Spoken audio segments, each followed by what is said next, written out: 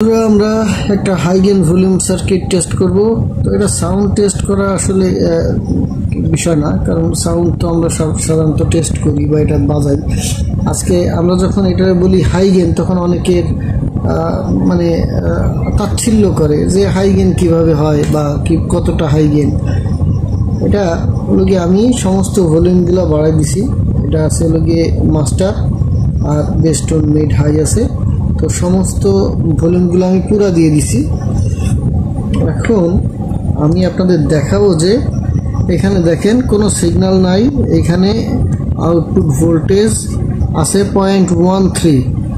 এখন আমি এই হাতে সিগন্যালটা দেওয়ার চেষ্টা করতেছি, দেখেন কত ভোল্টেজ হয়, 9 ভোল্ট এসি।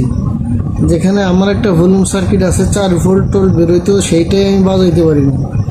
তাই 9 ভোল্ট যদি সিগন্যাল বেরোয়, এটা তো আমি মনে করেন হাতে সিগন্যাল দিচ্ছি, এই জন্য 9 ভোল্ট বেরোচ্ছে।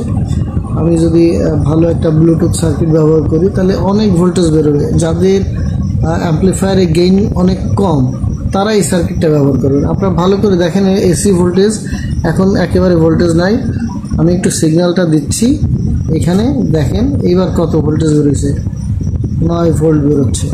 তার মানে এটা সত্যি হাই গেইন এবং অনেক লাউড সাউন্ড পাবেন, অনেক জোরালো সাউন্ড পাবেন। যাদের অ্যাম্পলিফায়ারের সাউন্ড হয় না তারা এই সার্কিটটা নিতে পারেন। এটা হলো গিয়ে 4 ভিসি সার্কিট মোনো, এটা হলো মোনো আউটপুট পাবেন।